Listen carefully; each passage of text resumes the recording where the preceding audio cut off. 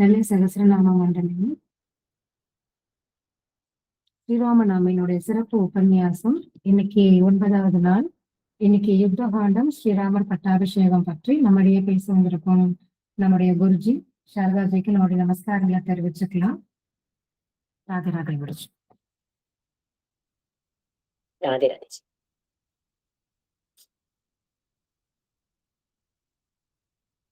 Start ஆயிடுதுல recording? Yes ji, ஆயிடுச்சு. Okay okay, thank you ji. கோபிகா ஜீவன ஸ்மரணம் கோவிந்தா கோவிந்தா, ஜானகி காந்த ஸ்மரணம் ஜெய் ஜெய் ராம ராம, சத்குருநாத மகாராஜ் கி ஜெய். ஹரே ராம ராம ராம ஹரே ஹரே, ஹரே கிருஷ்ண கிருஷ்ண கிருஷ்ண ஹரே ஹரே, ஹரே ராம ராம ராம ஹரே ஹரே, ஹரே கிருஷ்ண கிருஷ்ண கிருஷ்ண ஹரே ஹரே, ஹரே ராம ராம ராம ஹரே ஹரே, ஹரே கிருஷ்ண கிருஷ்ண கிருஷ்ண ஹரே ஹரே. ஜானகி காந்த ஸ்மரணம் ஜெய் ஜெய் ராம ராம, சத்குருநாத் மகாராஜ் கி ஜெய். शुक्लांबरधरं विष्णुं शशिवर्णं चतुर्भुजं प्रसन्नवदनं ध्यायेत् सर्वविघ्नोपशान्तये. गुरुब्रह्मा गुरुविष्णु गुरुदेवो महेश्वरः, गुरु साक्षात् परं ब्रह्म तस्मै श्री गुरवे नमः. कलये सुन्दराकारं सदैकप्रियदर्शनम् अज्ञाननाशकं देवं सद्गुरुं मुरलीधरं, मुरलीमण्डितकरकमलं मुनिजनमोहनं, व्यत्यस्तपादं वनमालाधारिणं, प्रेमभक्तमण्डलनित्यकीर्तितं श्री प्रेमिकवरदम् आश्रयेऽहं. यस्य स्मरणमात्रेण जिह्वायां वर्धते स्वयं, महामन्त्रः तं भजामि मुरलीधरदेशिकं. प्रेमामृतं यो मुरलीनिनादैः श्रीकृष्णरूपेण पुराववर्ष, अद्यापि सोऽयं मुरलीधराख्यो पुष्णाति प्रेम्णा भुवनं सहर्षं. विश्वकल्याणदातारं मुरलीधर सद्गुरुं, ज्ञानिनं परमं शान्तं भूयो भूयो नमाम्यहं. संकीर्तिते महामन्त्रे तत्राविर्भूय तत्क्षणं, सुप्रसन्नो भवेद्यस्तं प्रेमिकवरदं भजे. वाल्मीकिर्मुनिसिंहस्य कवितावनचारिणः, शृण्वन् राम कथानादं को न याति परां गतिं. यत्र यत्र रघुनाथकीर्तनं तत्र तत्र कृतमस्तकाञ्चलिं. बाष्पवारि परिपूर्णलोचनं मारुतिं नमत राक्षसान्तकं, मनोजवं मारुततुल्यवेगं जितेन्द्रियं बुद्धिमतां वरिष्ठं. वातात्मजं वानरयूतमुख्यं श्रीरामदूतं शिरसा नमामि. वाल्मीकिगिरिसम्भूता रामसागरगामिनी, पुनातु भुवनं पुण्या रामायण महानदी. वेदवेद्ये परे पुंसि जाते दशरथात्मजे, वेदः प्राचेतसा दासीत् साक्षात् रामायणात्मना. नमोऽस्तु रामाय सलक्ष्मणाय देव्यै च तस्यै जनकात्मजायै, नमोऽस्तु रुद्रेन्द्र यमानिलेभ्यो, नमोऽस्तु चन्द्रार्कमरुद्गणेभ्यः. धर्मात्मा सत्यसन्धश्च रामो दाशरथिर्यदि, पौरुषे च प्रतिद्वन्द्वः शरैरं जहि रावणिं. सकृदेव प्रपन्नाय तवास्मीति च याचते, अभयं सर्वभूतेभ्यो ददाम्येतत् व्रतं मम.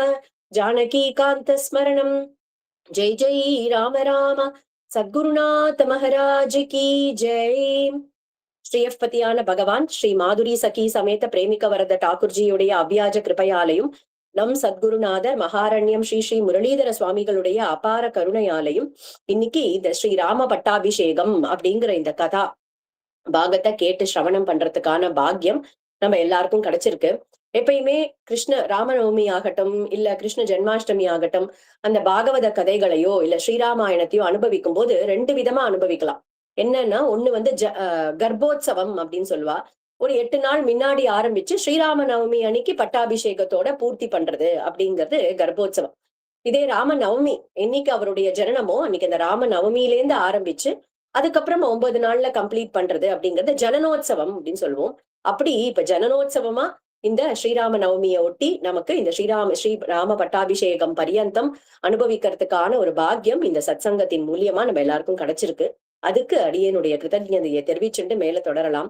ஸ்ரீ ராமாயணம் அப்படிங்கறதே பக்தி பிரபத்தி கைங்கரிய சாஸ்திரம் அப்படின்னு நம்ம முன்னாடில இருந்து பார்த்துட்டு இருக்கோம் இல்லையா. அந்த ஆர்த்தி சாங் பாடுறச்சேவே பக்தி பிரபத்தி கைங்கரிய சாஸ்திரே அப்படின்னு பாடுறோம்.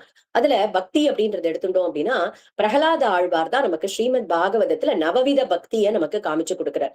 அதுல ஸ்ரவணம் அப்படிங்கிறதுதான் இந்த பக்தியில முதல் படியா இருக்கு. அந்த ஸ்ரவண பக்திய நமக்கு பாகவதம் அப்படின்னு எடுத்துட்டோம், ஸ்ரீமத் பாகவதம் அப்படின்னு எடுத்துட்டோம்னா அதுல நிறைய பாகவதாள்லாம் இந்த நவவித பக்தியை நமக்கு காமிச்சு கொடுக்குறா. இங்க ஸ்ரீராமாயணம்னு எடுத்துட்டோம்னா இந்த ஸ்ரவண பக்திய நமக்கு சாட்சாத் ஸ்ரீ ராமச்சந்திர பிரபுவே காமிச்சு கொடுக்கிறார். எப்படின்னா முதல் நாளே பார்த்தோம், லவகுஷர்கள்னு சொல்லக்கூடிய அவருடைய புத்திரர்கள் வாக்குலேருந்து அந்த ராமாயண ஸ்லோகங்கள் பெருக்கெடுத்து வரும்போது அத ராமச்சந்திர பிரபுவே சிம்ஹாசனத்துல உட்காந்து கேட்டார். கொஞ்சம் கொஞ்சமா கீழே இறங்கி ராமாயணத்தை குழந்தைகள் முடிக்கும் போது அந்த குழந்தைகள் கிட்ட அப்படி தரையில உட்காந்துட்டு இப்படி வச்சுட்டு கேட்டுட்டு இருந்தார். ஆச்சரியமா கேட்டார் ராமச்சந்திர பிரபு அப்படின்னு பார்த்தோம். தானே சொல்றார், எல்லாருக்கும் க்ஷேமத்தை கொடுக்கக்கூடியது இந்த ஸ்லோகங்கள், எல்லாரும் இந்த கதையை கேளுங்கோ அப்படின்னு சொன்னதுதான் இந்த ஸ்ரீராமாயண ஸ்லோகங்கள். அப்படி ராமச்சந்திர பிரபு, அதுக்கப்புறமா சீதா, அங்க தம்பிகள் மொத்த எல்லாருமே பரதர், சத்ருக்னர், சுமந்திரர்ல இருந்து எல்லாருமே லவகுஷர்கள் சொல்ல இந்த ராமாயண கதையை நமக்கு கேட்டிருக்கா. அப்படின்றதுனால ஸ்ரவண பக்தியை இவர்கள்லாம் நமக்கு காமிச்சு கொடுக்குறா. அதே மாதிரி அடுத்தது கீர்த்தனம் அப்படின்னு எடுத்துட்டோம் அப்படின்னா சீதாமா உட்கார்ந்துட்டு எப்பயுமே ராம ராம ராம ராமன் ராம பஜனை பண்ணிட்டு இருக்கா. அந்த சீதைய பிரிஞ்சு தவிக்கும் போது ராமர் என்ன பண்றாருன்னா சீதே சீதே சீதே அப்படின்னு சீதையுடைய நாமத்தை பாடுறார். சீதாராம் சீதாராம் சீதாராம்னு ஆஞ்சநேயர் அந்த கீர்த்தனத்தை பண்றார். இப்படி கீர்த்தன பக்தியை இவாள்லாம் காமிச்சு கொடுக்குறா ராமாயணத்துல. ஸ்மரணம், அடுத்தது ஸ்மரணம்னு எடுத்துட்டா சீதா சதா சர்வ காலமும் சீதாமா அந்த ராமருடைய ஒரு ஸ்மரணத்திலேயே இருக்கா அப்படிங்கிறது ஸ்மரண பக்திக்கு ஒரு உதாரணமா இருக்காளாம். அதே அடுத்தது பாதுகை பாத சேவனம்னு எடுத்துட்டா பரதாழ்வார் தான் அந்த பாதுகைகளுக்கு எப்படி சேவை பண்ணினார், பாத சேவனம் எப்படி பண்றது அப்படிங்கறத காமிச்சார். அடுத்தது சபரி, அர்ச்சனைக்கு சபரி அம்மாவும், வந்தனம் வந்தனம் வந்தன பக்திக்கு சுமந்திரரும், தாசிய பக்திக்கு ஆஞ்சநேயரும், சக்கிய பக்திக்கு சுக்ரீவ மகாராஜாவும், இப்போ நமக்கு கடைசியா இருக்கக்கூடிய ஆத்ம நிவேதனம் அப்படிங்கிறதுக்கு விபீஷண ஆழ்வாரும் நமக்கு இந்த ராமாயணத்துல எல்லாம் எப்படி இருக்கணும் அப்படின்னு உதாரண புருஷர்களா இருந்து காமிக்கிறார்கள். அதனாலேயே இந்த ராமாயணம் அப்படிங்கிறது ஒரு பக்தி சாஸ்திரம் அப்படின்னு சொல்றோம். அடுத்தது பிரபத்தி அப்படின்னு சொல்லக்கூடிய சரணாகதி. முதல் நாள்ல இருந்து பார்த்துட்டு வந்திருக்கா மாதிரி பாலகாண்டத்துல இருந்து யுத்த காண்டம் வரைக்கும் அப்படி ஒரு சரணாகதியை தான் சொல்லிட்டு வருது இந்த ஸ்ரீராமாயணம். பாலகாண்டத்துல தேவர்கள் முதல்ல வந்து சரணாகதி பண்ணா பகவான் தானே வந்து பிரத்யக்ஷமாகி நானே தசரதனுக்கு புத்திரனா 11,000 ஆண்டுகள் இந்த பூமியில இருக்க போறேன் அப்படின்னு வாக்கு கொடுக்கிறார்.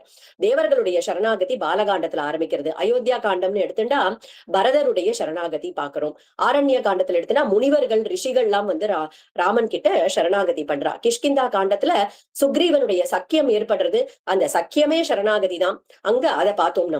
அடுத்தது சுந்தரகாண்டம் அப்படின்னு எடுத்துட்டோம்னா ராட்சசிகள், அந்த திருஜட்டா எழுந்து சொல்றா இல்லையா, எனக்கு இந்த மாதிரி சொப்னம் வந்ததுன்னு.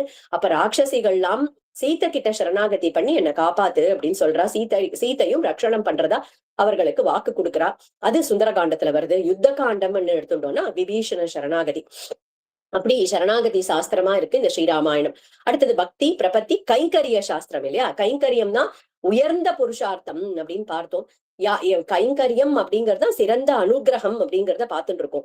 யாரெல்லாம் ஸ்ரீராமர் கிட்ட சரணாகதி பண்ணாலோ அவர்கள் எல்லாருக்குமே கைங்கரியம் கிடைச்சது.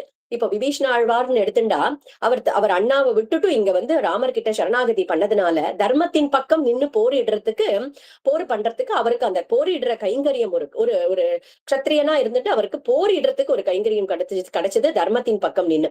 அதே மாதிரி சுக்ரீவன் எடுத்துட்டா சீதாமாவை தேடுறதுக்கும் சரி இல்ல அந்த போர்ல கலந்துக்கிறதுக்கு 2 கைங்கரியமும் சுக்ரீவ மகாராஜாவுக்கு கிடைச்சது அப்படின்னு பாக்குறோம். அதே மாதிரி பரதன் எடுத்துட்டா பாதுகைகளை வாங்கிட்டு போய் அந்த பாதுகைகளை வச்சுண்டு அயோத்தியாவை பரிபாலிக்க கூடிய ஒரு அழகான ஒரு 14 வருஷங்கள் அந்த பாரத்தை சுமக்கக்கூடிய ஒரு கைங்கரியம் பரதனுக்கு கிடைச்சது அப்படின்னு பாக்குறோம். அதனாலேயே ஸ்ரீராமாயணம் அப்படிங்கிறது கைங்கரிய சாஸ்திரம் அப்படின்னு தெரியறது. நேத்திக்கு சுந்தரகாண்டத்துல பார்க்கும்போது பார்த்தோம், ஆஞ்சநேயர் கடலை தாண்டி போனார். சீதாமாவை பார்த்து சீதாமாவை தரிசனம் பண்ணி அவகிட்ட ராமநாமாங்கிதமா இருக்கக்கூடிய அந்த அங்குலியத்தை அவளுக்கு அதை கொடுத்து அங்குலியத்தை அவளுக்கு காமிச்சு பர்த்தாரம் இவ சம்பிராப்தம்னு எப்படி தன்னுடைய பர்த்தாவையே பார்த்துட்டா மாதிரி அந்த ராமநாமம் பதிக்கப்பட்ட அங்குலியத்தை ஆலிங்கனம் பண்ணிட்டா, எப்படி அவளுக்கு பிராணனை கொடுத்தார் ஆஞ்சநேயர் அப்படின்றத நேத்திக்கு பார்த்தோம். அதே மாதிரி அசோகவனத்தை அழிச்சு அந்த அவனுடைய தர்பாருக்கு போய் சேர்ந்தார் அப்படின்னு பார்த்தோம்.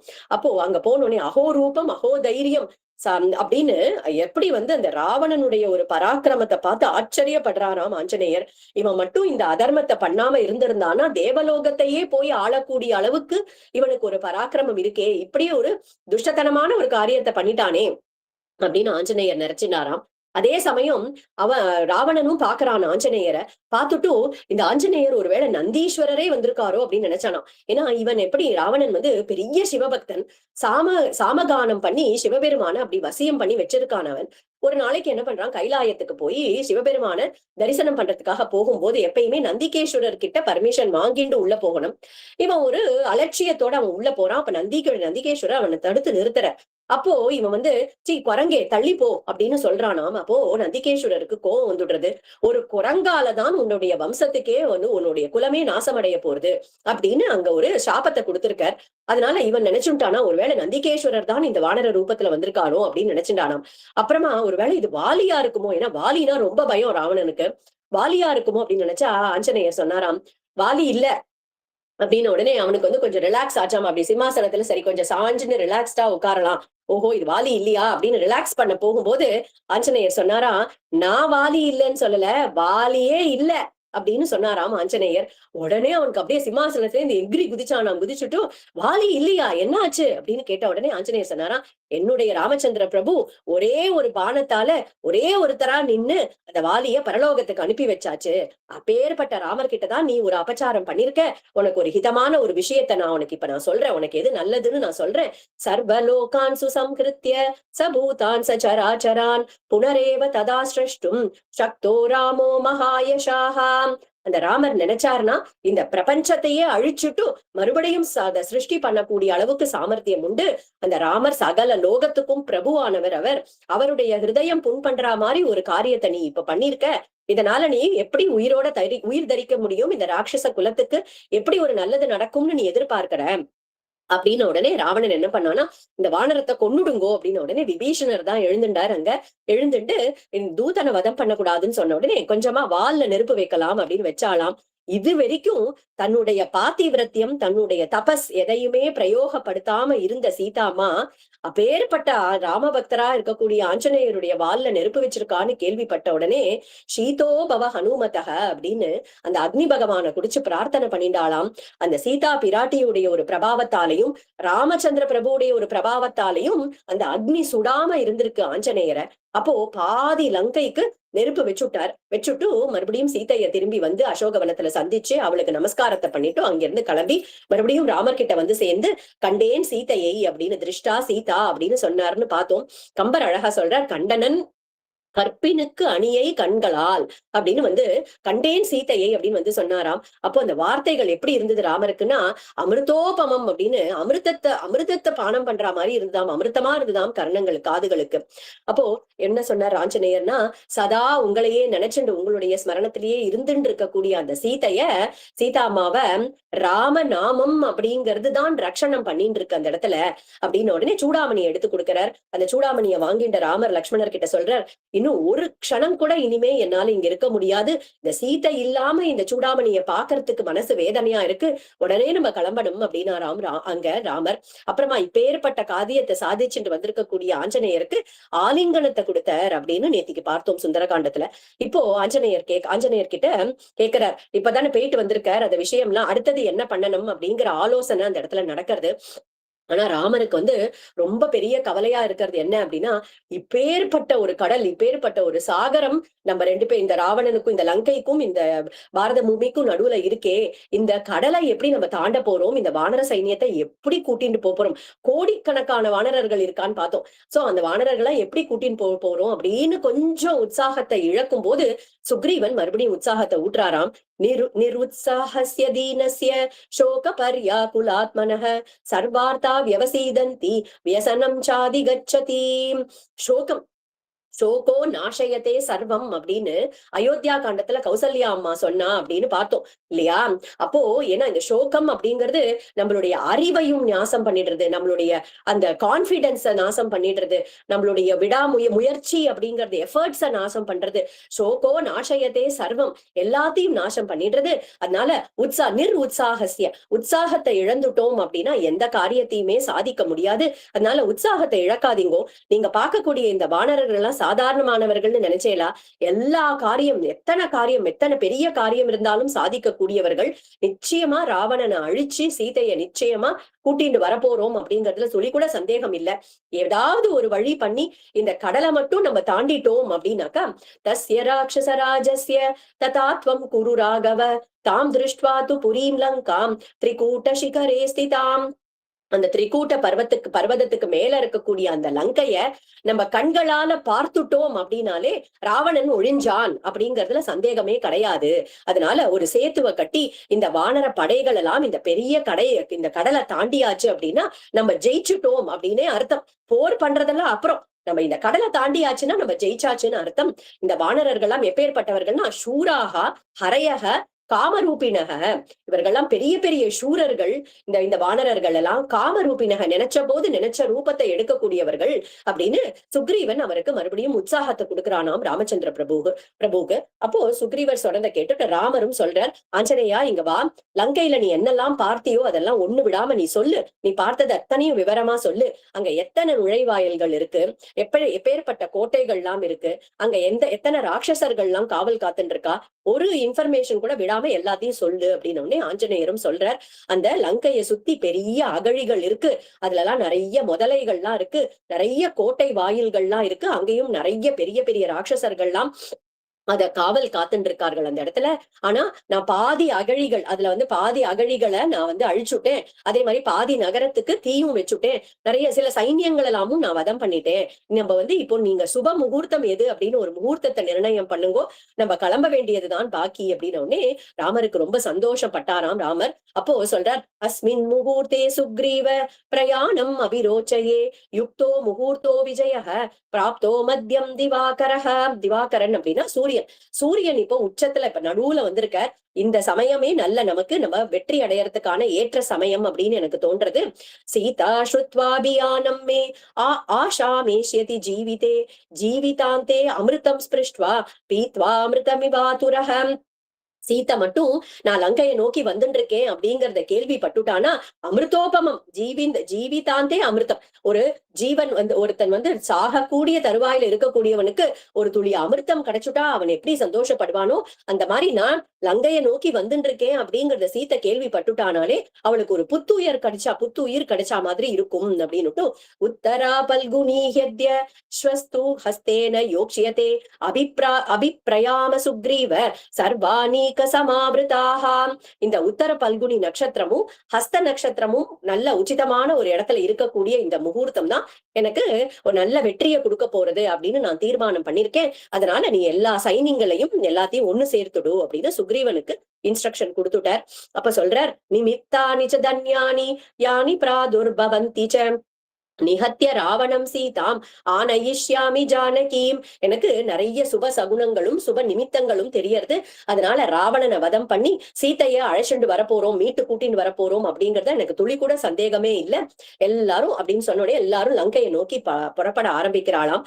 அப்போ பகவான் தெற்கு கடற்கரை, அந்த கடற்கரையுடைய எல்லைக்கு வந்துட்டார். அது அடைஞ்சதுமே ஒரு மிருதுவான ஒரு தென்றல் காற்று அப்படியே அந்த காத்து அவரை வருடிண்டு போச்சாம்.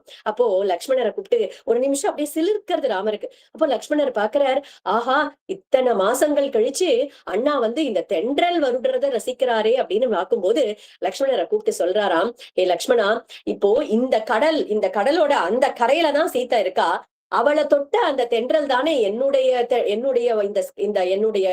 இந்த தோலை வருடிட்டு போயிருக்கு. அதனால எனக்கு ரொம்ப இதமா இருக்கு இந்த தென்றல் அப்படின்னாராம். கொஞ்ச காலத்திலேயே சந்திரோதயம் ஆச்சு.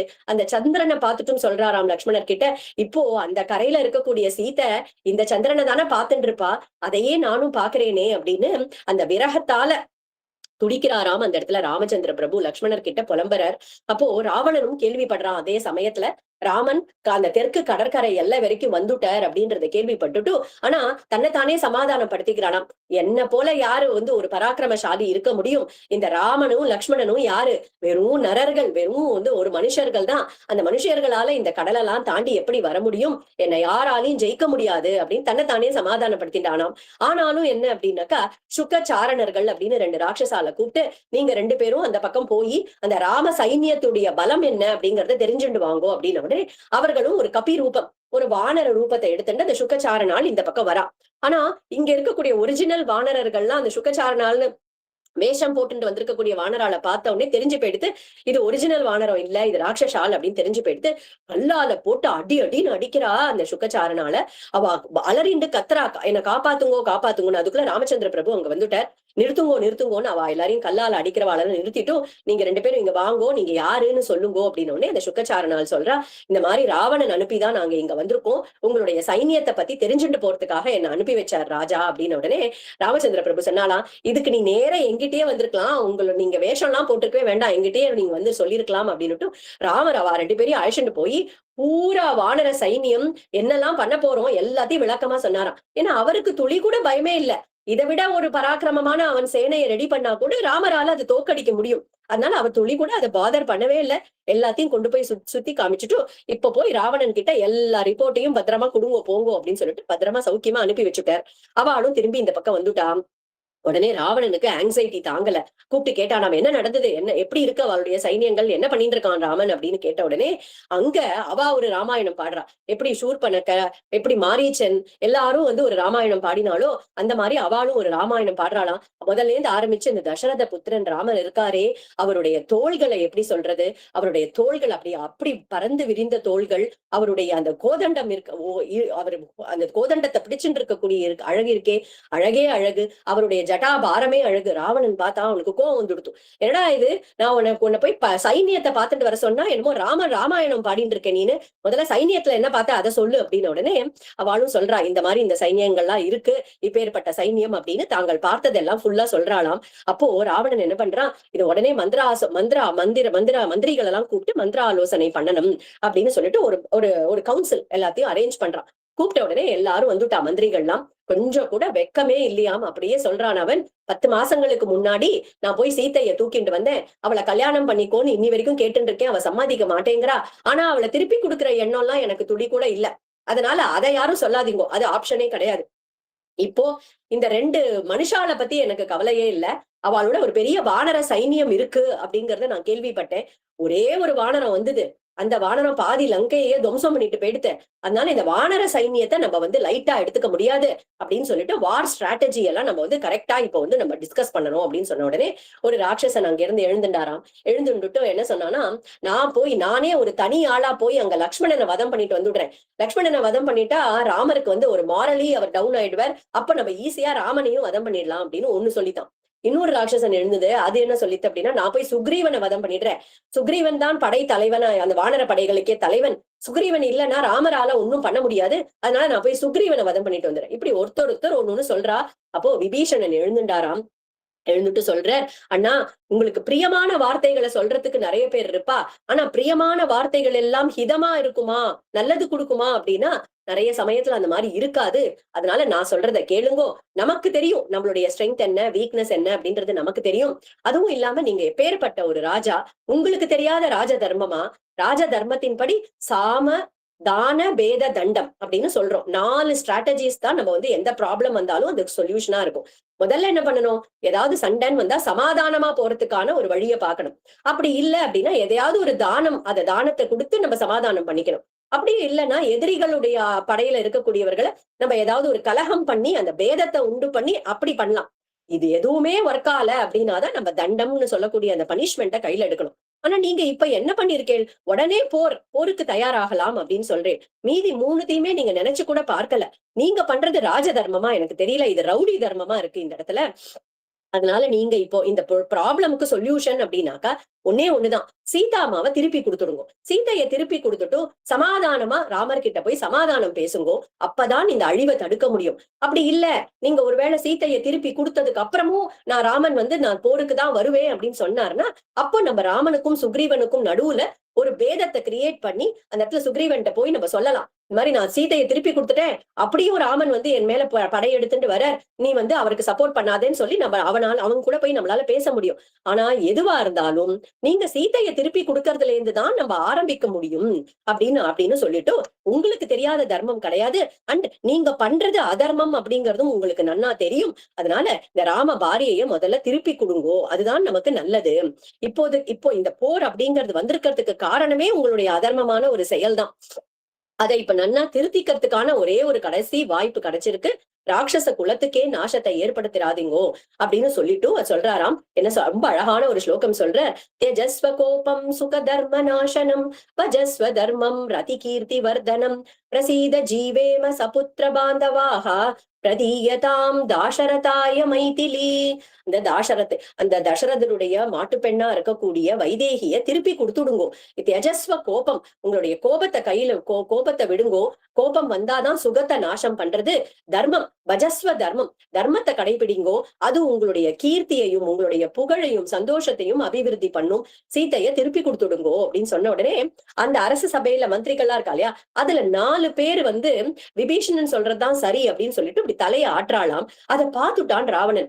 ஆஹா, இங்க என்ன நம்ம ஆப்போசிட் சைட்ல நமக்கு இப்ப சப்போர்ட் ஜாஸ்தி ஆற மாதிரி இருக்கே, விபீஷணனுக்கு சப்போர்ட் போற மாதிரி இருக்கே அப்படின்னுட்டு உடனே என்ன பண்ணா, சபை கலைஞ்சது, எல்லாரும் அவாவா இடத்துக்கு போலாம் அப்படின்னு சொல்லிட்டான். சபையை கலைச்சு விடுறான். அன்னைக்கு ராத்திரி எல்லாரும் அவவா கிரகத்துக்கு போன உடனே 2 பேர் மட்டும் அன்னைக்கு ராத்திரி முழுக்க தூங்கலையாம். ஒண்ணு ராவணன். எப்படி இந்த ராம படைய, இந்த வானர படைய எப்படி நம்ம அழிக்கிறது, எப்படி சீதையை திருப்பி கொடுக்காம இருக்கிறது அப்படின்னு அவன் யோசிச்சுட்டு இருக்கானாம். இந்த இடத்துல விபீஷ்ணரோ எப்படி அண்ணாவ தர்ம மார்க்கத்துக்கு மறுபடியும் கூட்டிட்டு வருது அப்படின்னு விபீஷ்ணர் அன்னைக்கு ராத்திரி முழுக்க தூங்கவே இல்லையாம். மறுநாள் கார்த்தால ரொம்ப சீக்கிரமே காலங்கார்த்தால எழுந்துக்கிறார். ஏன்னா சில விஷயங்களை ராஜ சபையில எல்லாருக்கு நேரையும் சொல்ல முடியாது, நம்ம நேர போய் அண்ணா கிட்ட தனியா பேசலாம் அப்படிங்கிறதுக்கு ஒரு காலங்கார்த்தால எழுந்துட்டாராம். ततः प्रत्युषसि प्राप्ते प्राप्त धर्मार्थ निश्चयः राक्षसाधिपतेर्वेश्म பீமகர்மா விபீஷணஹ.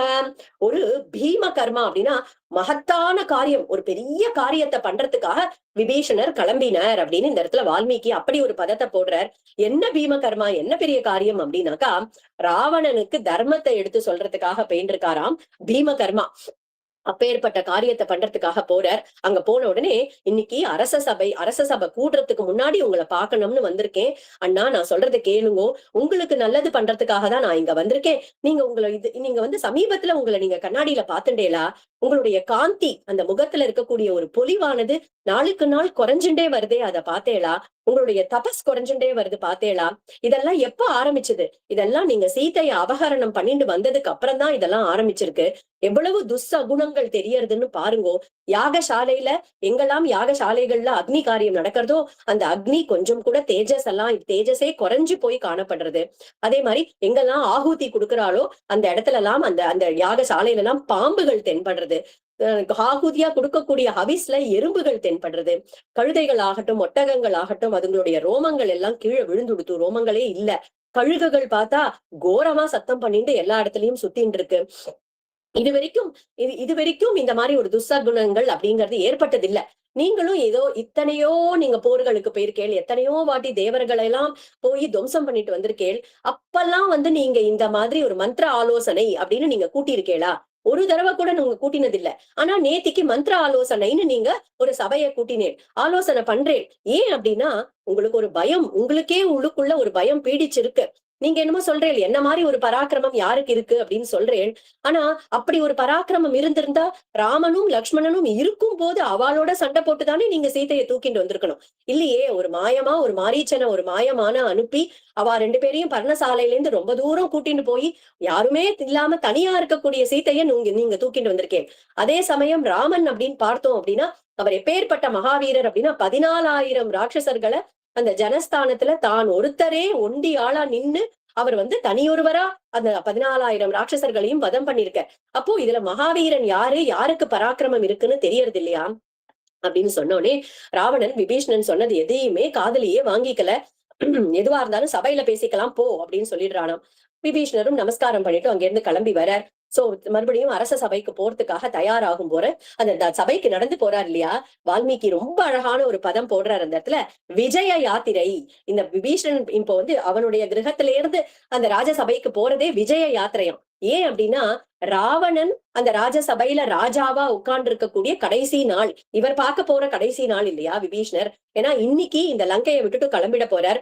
அடுத்தது இந்த ராஜசபைக்குள்ள நுழையும் போது அவருக்கு பட்டாபிஷேகம் நடக்க போறது. அதனால இந்த யாத்திரை, இந்த நடந்து போய் அந்த அரச சபைக்கு போறதையே விஜய யாத்திரை அப்படின்னு சொல்றாராம் இந்த இடத்துல வால்மீகி.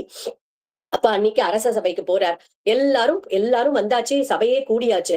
ஆனா நேத்திக்குதான் பார்த்தா லக்ஷ்மணனை வதம் பண்ணிடுறேன்றது ஒண்ணு, இன்னொன்னு நான் வந்து சுக்ரீவனை வதம் பண்ணேன், ஆச்சா ஊச்சான்னு எல்லாம் பேசிட்டு இருந்ததா. இன்னைக்கு கப் சிப்புன்னு ஒரே குவயட்டா இருக்கு ராஜசபையே. யாரும் ஒரு வார்த்தை பேசல. விபீஷணர் பார்த்தாரு, ஏன் எப்ப பார்த்தாலும் கால் கால்னு கத்தின்னு இருக்கும், ஒன்னுத்தையும் குரலையே காணமே அப்படின்னு பார்த்தாக்கா, சபையில அங்க ஃப்ரண்ட்ல யார் உட்காந்துருக்கா அப்படின்னா கும்பகர்ணன் உட்காந்துருக்கானாம். கும்பகர்ணன் இருக்கும்போது யாருமே வாயை திறக்க மாட்டா, எல்லாரும் கப் சிப்புன்னு இருக்காளாம் அந்த இடத்துல. ராவணன் சொன்னது எல்லாத்தையும் கும்பகர்ணன் கேட்டுட்டு கும்பகர்ணனும் சொல்றார் அந்த இடத்துல, நீ சீதைய அபகரணம் பண்ணணும்னு நினைச்சல, அப்போ இந்த மந்திர ஆலோசனைய நீ கூப்பிட்டுருக்கணும். அப்ப நீ கூப்பிட்டு கேட்டிருக்கணும், சீதைய தூக்கிட்டு வரட்டுமா அப்படின்னு நீ அப்ப கூட்டி இருக்கணும் இந்த சபைய. அப்ப நீ கூட்டல, நீ போய் வந்து தூக்கின்னு வந்துட்ட அவளை. நியாயேன ராஜா காரியாணி யஹ் கரோதி தசானன நச சந்தப்யதே பஷாத் நிஷ்சிதார்த்தமதிர் நிருபஹ.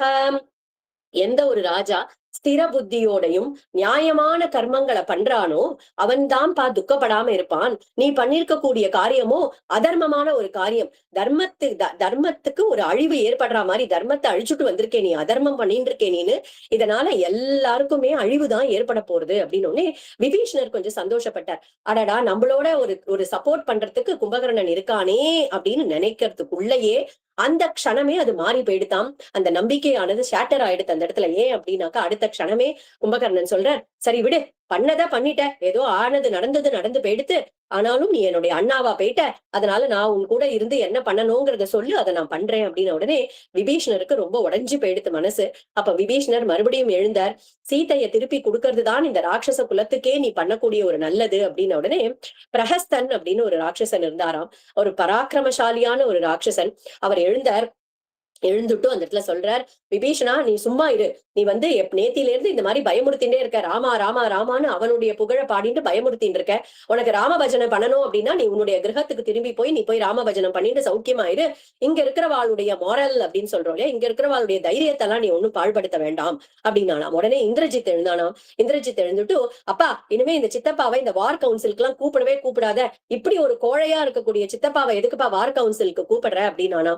உடனே விபீஷணருக்கு ஒரு க்ஷத்ரியன் இல்லையா, கோழை அப்படின்ற அந்த வார்த்தையை கேட்ட உடனே அவருக்கு வந்து சுள்ளுன்னு கோவம் வந்துடுத்து. உடனே விபீஷணர் சொல்றார் இந்திரஜித் கிட்ட, நீ ஒரு சின்ன பையன் பெரியவாளாம் பேசிட்டு இருக்கும்போது நீ என்னடா பேசுற, பேசாம வாய முடின்னு உட்காரு அப்படின்னு சொன்ன உடனே ராவணனுக்கு கொஞ்சம் சுருக்குன்னு ஆயிடுது. தன்னுடைய பிள்ளை இந்திரஜித்து செல்ல பிள்ளை, அவனை இந்த சபையில இருக்கக்கூடிய எல்லாருக்கு எதிரியும் இவன் வந்து ஒரு விபீஷணன் இந்த மாதிரி அவமானப்படுத்திட்டானே அப்படின்னு சொல்லிட்டு உடனே சொல்றார், உன்னுடைய அட்வைஸ் நீ இது வரைக்கும் சொன்னது வரைக்கும் போரும், இனிமே உன்னுடைய தேவை இங்க அவசியம் இல்லை எனக்கு, நீ லங்கையை விட்டு வெளியில போ அப்படின்னு சொன்ன உடனே அந்த வார்த்தைகள் அந்த ஹார்ஷ் அந்த கொடுமையான வார்த்தைகளை கேட்ட உடனே விபீஷணரும் என்ன பண்ண தன்னுடைய கதையை எடுத்துட்டார். அந்தரிக்ஷ கதாபாணிகி அப்படின்னு மேல அப்படியே கிளம்பிட்டார். அப்படியே அவர் கிளம்பும் போது 4 ராட்சசர்கள், இன்னும் மீதி 4 ராட்சசர்கள் அவரோட போராளாம். இத்யுக்தஹ பருஷம் வாக்கியம் நியாயவாதி விபீஷணஹ உத்பபாத கதாபாணிஹி சதுர்பிஹி சஹ ராட்சசைஹி.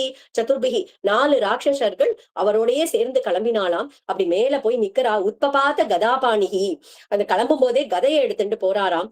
ஏன் கதையை எடுத்துட்டு போனாரு ஸ்பெசிபிக்கா, எப்பயுமே கதை கையில வச்சுட்டு இருப்பார், ஏன் இந்த இடத்துல ஸ்பெசிபிக்கா உத்பபாத கதாபாணிஹி அப்ரவீச்ச ததா வாக்கியம் ஜாத குரோதோ விபீஷணஹ அந்தரிக்ஷ கத ஸ்ரீமான் பிராதரம் ராட்சசாதிபம். அந்தரிக்ஷத்துல அந்த ஆகாசத்துல அந்த எதுவுமே இல்லாம இருக்கக்கூடிய அந்த ஆகாசத்துல நிக்கிறாராம் கத ஸ்ரீமான். ஸ்ரீமான்னு சொல்றாரு அந்த இடத்துல விபீஷ்ணர. ஏன் கதையோட கிளம்பினார் அப்படின்னா, இப்போ விபீஷ்ணர் வந்து ராமர் கிட்ட போறார், இது யுத்தத்துக்கான ஒரு சமயம், அப்போ ராமனுக்காக சண்டை போடணும் இல்லையா, இது என்னுடைய கைங்கரியம், இது ராமனுக்காக நான் பண்ணக்கூடிய கைங்கரியம், அதுக்கு என்னுடைய கதை வேணும் அப்படின்னு சொல்லிட்டு அந்த கதையை கையில எடுத்துன்னு கிளம்பினாராம். உத்பபாத கதாபாணிஹி. அது மட்டும் இல்லாம இப்ப ஒருத்தருக்கு இப்ப நம்ம ஒரு ப்ரொஃபஷன்ல இருக்கோம் அப்படின்னா, ஒருத்தர் வீணை வாசிக்கிறவர் அப்படின்னா சரஸ்வதி பூஜைன்னு வந்தா அந்த வீணைக்கு ஒரு பொட்டு ஒரு குங்குமம் வைப்போம் இல்லையா, வயலின் வாசிக்கிறவா அப்படின்னா வயலினுக்கு ஒரு சந்தன குங்குமம் வைப்போம். அந்த மாதிரி ஒரு நம்ம படிக்கிற இன்ஜினியரிங் அப்படின்னா இன்ஜினியரிங் புக்ஸை வைப்போம், ஸ்டூடெண்ட்னா ஸ்டூடெண்ட் புக்ஸை வைப்பா. அதே மாதிரி சத்தியம் பண்ணணும் அப்படின்னாக்கா ஒரு மெக்கானிக்கா இருக்கக்கூடியவர் என் சுத்தியல் மேல சத்தியமா சொல்றேன் அப்படின்னு பாரு இல்லையா, ஒரு நம்பிக்கையை கொடுக்கறதுக்கு. இதே ஒரு பக்தனா இருந்தா நான் பகவத்கீதை மேல சத்தியம் பண்ணி சொல்றேன் அப்படின்பா.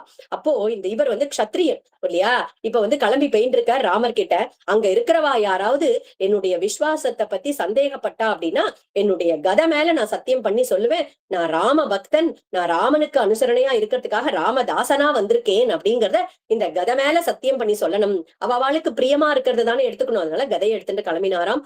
உத்பபாத கதாபாணிஹி. அது மட்டும் இல்ல, ராமர் எப்பயும் நான் தசரத புத்திரன், நான் மனுஷியன் அப்படின்னே சொல்லிட்டு இருக்கார். அவர்கிட்ட போய் நீங்க இந்த கதைய ஒரு பஞ்சாயுதங்கள்ல ஒரு ஆயுதமா வச்சுட்டு இருக்கக்கூடிய கதாதரன் அப்படின்றத ஞாபகப்படுத்தணும் அப்படிங்கிறதுக்காகவும் உத்பபாத கதாபாணிஹி. அதே மாதிரி ஒரு அம்பு அப்படின்னாக்கா அந்த அம்பு விட்டவனுடைய கையில இருந்து போயிடும், இலக்க நோக்கி போயிடும் இல்லையா? ஆனா இந்த கதை அப்படின்னு எடுத்துட்டோம்னா அந்த வீரனுடைய கையிலேயே இருந்து அந்த வீரன் எப்படியெல்லாம் ஆற்றானோ அதுக்கு ஏத்த மாதிரி அதை ஆடுவிக்க முடியும் அந்த கதைய. அதனால நான் ராமருடைய கையில கதையா இருக்கணும், அவருடைய விருப்பப்படி கைங்கரியம் பண்ணணும் அப்படிங்கிறதுக்காகவும் உத்பபாத கதாபாணிஹி. அது மட்டும் இல்ல, விபீஷ்ணரே கதையுடைய அம்சம் அப்படின்னு பார்த்தோம் இல்லையா? அதனால பகவானுடைய அந்த பஞ்சாயுதங்கள்ல நானும் ஒருத்தன், நான் உங்கள ஒரு பகுதி அப்படிங்கறத காமிக்கிறதுக்காகவும் கையில கதையை எடுத்துட்டு கிளம்பினாராம். அப்போ இந்த இடத்துல சொல்றார், ராவணனால துரத்தப்பட்டாச்சு, இப்ப எல்லாத்தையும் விட்டாச்சு. அவருக்கு எதெல்லாம் சொந்தம்னு இருந்ததோ எல்லாத்தையும் விட்டுட்டு அந்த ஆகாசத்துல போய் தனியா அந்த கதை மட்டும் வச்சுட்டு நிக்கிறார். அப்போ அந்தரிக்ஷ கத ஸ்ரீமான், ஸ்ரீமான்னா ஸ்ரீயோட இருக்கக்கூடியவர்னு ஸ்ரீமான்னு ஒரு பதத்தை போடுறாரு இந்த இடத்துல வால்மீகி. ஏன் அப்படின்னாக்கா, இது வரைக்கும் இந்த லங்கையில இருக்கக்கூடிய செல்வங்கள் எல்லாம் அனுபவிச்சுட்டு இருந்தார். இப்ப என்ன பண்ண போறார் அப்படின்னா, ராமர் பக்கத்துல போயிட்டு ராம லக்ஷ்மணர் சுக்ரீவர் ஆஞ்சநேயர்னு ஒரு பக்தர்கள் இருக்கக்கூடிய ஒரு சத்சங்கம் கிடைக்க போறது இல்லையா? அந்த சத்சங்கம் கிடைக்க போறதுனாலயே அவர் ஸ்ரீமான் அப்படிங்கிறாராம். அதே மாதிரி நிஜமான ஸ்ரீ அப்படி எது அப்படின்னாக்கா, பக்தியும் கைங்கரியமும் தான் நிஜமான ஸ்ரீ. இந்த ஐஸ்வர்யங்கள் எல்லாம் இவருக்கு இப்ப கிடைக்க போறது. அது மட்டும் இல்ல, இப்படி கிளம்புறா இல்லையா? அப்போ ஆகாசத்துல போறச்சே சீதாமா அசோகவனத்துல இருந்து பாக்குறா, யாரோ 4 பேர் மேல போறாளே அப்படின்னு. அப்ப திரிஜட்டா சொல்றாளாம், அது விபீஷணன் தான், ராவணன் அவனை வெளியில போக சொல்லிட்டார், அதனால விபீஷணர் ராமர் கிட்ட போயிருக்கார் அப்படின்னு உடனே சீதா குளிர கட்டாட்சம் பண்றாளாம் சீதாமா. ஏன்னா அவர் சீதாமாவுடைய கட்டாட்சம் இல்லாம ராமர் யாரையுமே அங்கீகாரம் பண்ண மாட்டார். அதனால சீதையுடைய கட்டாட்சம் இப்ப கிடைச்சுடுத்து இல்லையா? அதனாலையும் அந்தரிக்ஷ கதா ஸ்ரீமான் அப்படின்னு ஸ்ரீமான்னு சொல்றாரு அந்த இடத்துல. ஆத்மானம் சர்வதா ரக்ஷ புரீம் சே மாம்ச ராட்சசாம் ஸ்வஸ்தி தேஸ்து கமிஷ்யாமி சுகி பவமயா வினா. கடைசியா கிளம்புறதுக்கு முன்னாடி அந்த இடத்துல விபீஷ்ணர் சொல்ற ராவணன் கிட்ட, இந்த லங்கையையும் ராட்சசர்களையும் உன்னையும் நீ காப்பாத்திக்கோ, கமிஷ்யாமி நான் கிளம்புறேன், மயாவினா சுகி பவ மயாவினா, நான் இல்லாம நீ சந்தோஷமா இருந்துக்கோ அப்படின்னு சொல்றாராம். அப்போ உன்னுடைய நன்மைக்காக நான் எடுத்து சொன்ன விஷயங்கள் எதுவுமே உன்னுடைய காதுல விழல. விநாச காலே விபரீத புத்திஹி அப்படின்னு, விநாச காலம் வந்துடுத்து அப்படின்னா நல்ல வார்த்தைகள் எதுவுமே காதுல விழாது அப்படின்னு சொல்லிட்டு அந்த இடத்துல இருந்து கிளம்புறார். ராமர் இருக்கக்கூடிய இடத்துக்கு அந்த இடத்துக்கு வந்துட்டு அப்படியே ஆகாசத்திலேயே இருக்கார், இன்னும் ராமர் கிட்ட வரல, ஆகாசத்திலேயே நின்னுட்டு இருக்கார். அப்போ சுக்ரீவன் விபீஷ்ணனை பார்த்துட்டு கேக்குறான், நீ யாரு, எதுக்காக இங்க வந்திருக்க அப்படின்னு. உடனே விபீஷ்ணர் அந்த இடத்துல சொல்றாராம், சர்வலோக சரண்யாய ராகவாய மகாத்மனே நிவேதயத மாம் க்ஷிப்ரம் விபீஷணம் உபஸ்திதம். அந்த சர்வலோக சரண்யனான ராமர் கிட்ட போய் சொல்லுங்கோ, யாரு இவன் ராட்சசன் இவன் மனிதன் அப்படின்னு எந்த பாகுபாடும் பார்க்க மாட்டாரோ அப்பேற்பட்ட ராமர் கிட்ட போய் சொல்லுங்கோ, விபீஷணன் வந்திருக்கேன் அப்படிங்கறத சொல்லுங்கோ அப்படின்னு. சுக்ரீவனும் ராமர் கிட்ட ஓடி வந்துட்டு, இந்த மாதிரி அந்த ராவணனுடைய தம்பியா இருக்கக்கூடிய விபீஷணன் வந்திருக்கான், ஆனா அவனை ஏத்துக்க கூடாது அப்படின்னு சொல்றாராம். அதையும் சேர்த்தே சொல்றாராம் சுக்ரீவன். அப்போ ராமர் சரி உடனே ஒரு கவுன்சில் கூப்பிடலாம் அப்படின்னு சொல்லிட்டு எல்லா முக்கியமான வானரர்களாம அந்த இடத்துல கூப்பிடுறா. ஆனா விபீஷணன் இன்னும் அந்த இடத்துல ஆகாசத்திலேயே நின்னுட்டு இருக்க. அப்போ எல்லாரும் இந்த முக்கியப்பட்ட வானரர்கள் ஜாம்பவான் எல்லாரும் உட்காந்துருக்கா. நீங்கெல்லாம் என்ன நினைக்கிறேள் அப்படின்னு சொல்லும்போது ஒரு வானரம் ஒண்ணு சொல்றது, அல்ல ஜாம்பவான் சொல்றாராம், எனக்கும் இப்போ இந்த போர் காலத்துல இவன் வந்திருக்க கூடியவன், இந்த இந்த இந்த இந்த சகுனம் எனக்கு ஏதோ சரின்னு படல, அவனை சேர்த்துக்க வேண்டாம் அப்படிங்கிறார். ஒருத்தர் ஒண்ணு சொன்ன உடனே ஆஞ்சநேயரை பாக்குறாராம் ராமச்சந்திர பிரபு. அப்ப ஆஞ்சநேயர் எழுந்து சொல்றாரு அந்த இடத்துல, சரணம் அப்படின்னு வந்துட்டவாள ரட்சிக்கிறது தான் உங்களுடைய தர்மம், அதனால நீங்க விபீஷணனை ஏத்துக்கணும். அது மட்டும் இல்ல, ராவணனுடைய சபையில எனக்கு ஒரு பெரிய ஆபத்து ஏற்பட போகும்போது இந்த விபீஷணர் தான் தடுத்து நிறுத்தி தர்மத்தை சொன்னார். அந்த இடத்துல தர்மத்தோட இருக்கக்கூடியது இந்த விபீஷணர் ஒருத்தர் தான்.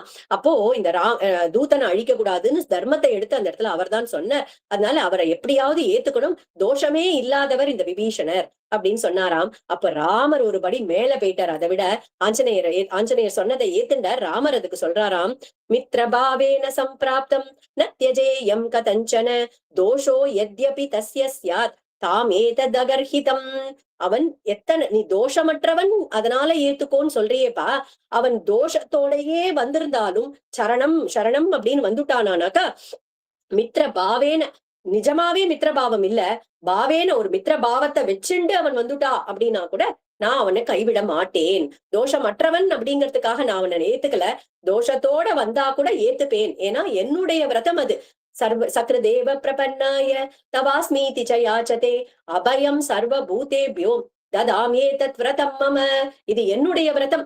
யாராவது ஒருத்தர் ஒரே ஒரு முறை சரணம் அப்படின்னு சொல்லிட்டா அவளை நான் ஏத்துண்டே தீர்வேன், அவளுக்கு அபயம் கொடுத்தே தீர்வேன் அப்படிங்கிறது என்னுடைய விரதம். அதனால நான் விபீஷணோட சரணாகதியை நான் ஏத்துக்கிறேன் அப்படிங்கிறார். இந்த இடத்துல பார்த்தோம் அப்படின்னா முன்னாடியே பார்த்தோம் இல்லையா, 6 லட்சணங்கள் உண்டு சரணாகதிக்குன்னு. அது 6மே பூர்த்தியான ஒரு இடம் இந்த விபீஷண சரணாகதி. ஏன்னா பகவானுக்கு ஏத்ததை தான் பண்ணணும், பகவானுக்கு எது சங்கல்பமோ அதுதான் பண்ணணும், அதுதான் முதல் லட்சணம் இல்லையா. இங்க பகவானுக்கு எது சங்கல்பம் அப்படின்னா சீத்தையை திரும்பி அடையணும். அதைத்தான் அவர் அங்க ராவணன் கிட்ட எடுத்து சொல்லியிருக்கார், விபீஷணன் சீத்தையை திருப்பி கொடுத்துடும் அப்படின்னு. அதனால பகவானுக்கு உகந்ததை தான் அவர் பண்ணியிருக்கார். அதே மாதிரி பிராத்திகூல்யசிய வர்ஜனம்னு பகவானுக்கு எது சங்கல்பம் இல்லையோ அது பண்ணக்கூடாது.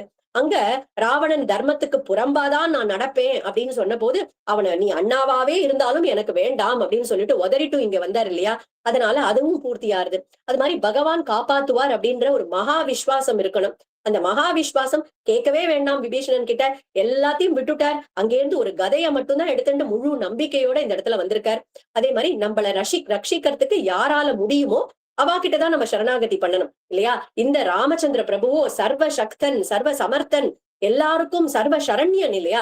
அதனால கரெக்டான இடத்துக்கு தான் வந்திருக்கார். அதனால அதுவும் பூர்த்தி ஆறுது. அதே மாதிரி அகிஞ்சனத்துவம், என் கையில எதுவுமே இல்ல, என் முயற்சி எதுவும் இல்லை அப்படின்னுட்டு தான் விபீஷணன் இந்த இடத்துல வந்து நிக்கிறார், அந்த இடத்துல நின்னுட்டு இருக்கார். அதுவும் பூர்த்தி ஆறுது. ஆத்ம நிவேதனம், தன்னையே சமர்ப்பணம் பண்ணிட்டார். அதனால எல்லா விதத்திலையும் 6 லட்சணங்களும் 6ம் பூர்த்தியானது ஒரு சரணாகதி, இந்த விபீஷண சரணாகதி. அப்போ சொல்றார், ஆனையைனம் ஹரிஸ்ரேஷ்ட தத்தமஸ்யாபயம் மயா விபீஷணோ வா சுக்ரீவ யதிவா ராவண ஸ்வயம். அப்போ சுக்ரீவனை கூப்பிட்டு சொல்றார், வானர ஸ்ரேஷ்டனா இருக்கக்கூடிய சுக்ரீவரே போய் முதல்ல அந்த விபீஷணரை கூட்டின்னு வாங்கோ. ஆனா எதிவா ராவண ஸ்வயம், விபீஷணனை மட்டும் இல்ல, ஒருவேளை அந்த ராவணனே மனசு மாறி அங்க வந்துட்டான் அப்படின்னா யோசிக்காதீங்கோ, ராவணனா இருந்தாலும் கூட்டிட்டு வாங்கோ, அவனுக்கும் நான் அபயம் கொடுப்பேன் அந்த அப்படின்னு சொல்றாரு. எப்பேற்பட்ட அபச்சாரம் பண்ணிருக்கான், ஆனா அப்படிப்பட்டவனுக்கும் அபயம் கொடுப்பேன், அதுதான் என்னுடைய தர்மம் அப்படிங்கிறாரு அந்த இடத்துல பகவான். அப்போ விபீஷணர் வந்துட்டார். விபீஷணர் ராவணனுடைய சைன்யத்தை பத்தி எல்லாம் எடுத்து சொல்றாரு அந்த இடத்துல. அப்ப எல்லாரும் உட்காந்து பேசிட்டு இருக்கும் போது அப்ப உடனேவே ராமர் என்ன பண்றார், லக்ஷ்மணரை கடல்ல இருந்து போய் தண்ணீர் எடுத்துன்னு வா அப்படின்னு சொல்லிட்டு அந்த கடற்கரையிலேயே ராமர் வந்து விபீஷணனுக்கு பட்டாபிஷேகம் பண்ணி வச்சுட்டார். என்னதான் ஆத்மானம் மானுஷம் பண்ணி அப்படின்னு நான் மனுஷியன்னு சொல்லிட்டாலும் சில இடங்கள் அந்த ஜடாயுக்கு ஒரு மோட்சத்தை கொடுத்த இடமாகட்டும், இங்க விபீஷணருக்கு இன்னும் கடலையே தாண்டல, அதுக்கு முன்னாடி இந்த பக்கத்திலேயே அவனுக்கு விபீஷணனுக்கு பட்டாபிஷேகமே பண்ணி வச்சுட்டார் அப்படின்னா தன்னுடைய பகத்வத்தை அந்த இடத்துல காமிக்கிறார் இல்லையா.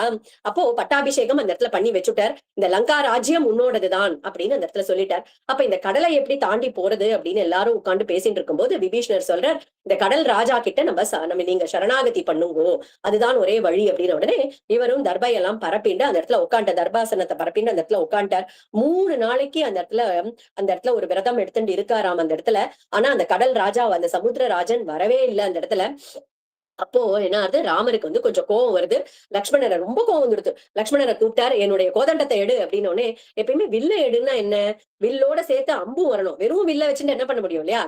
வில்ல எடு அப்படின்னாக்கா வில்லு, அம்பரா துணி, அம்பு எல்லாத்தையும் கொண்டு வந்தா அர்த்தம். அதெல்லாம் தெரியாதவர் இல்ல லக்ஷ்மணன், ஆனாலும் கோதண்டத்தை மட்டும் கொண்டு வந்து கொடுக்குறாராம். அப்போ ஏன்னா ராமர் அப்பேற்பட்ட ஒரு கோபத்துல இருக்கார். இப்போ அவர் கையில வில்லையும் அம்பையும் கொடுத்தோம் அப்படின்னா என்ன அனர்த்தம் நடக்கும்னே தெரியாது, எப்படி அழிப்பாருன்னே தெரியாதுன்ட்டு வெறும் கோதண்டத்தை மட்டும் கொடுத்தாலாம். அப்ப கேக்குற லக்ஷ்மணா, என்னது இது, வில்ல மட்டும் கொடுக்குற, அம்பும் அம்பரா துணி யாரு கொடுப்பா அப்படின்னு. உடனே அதுக்குள்ள அவர் வந்து நடுங்கிட்டே நிக்கிறார் அந்த இடத்துல.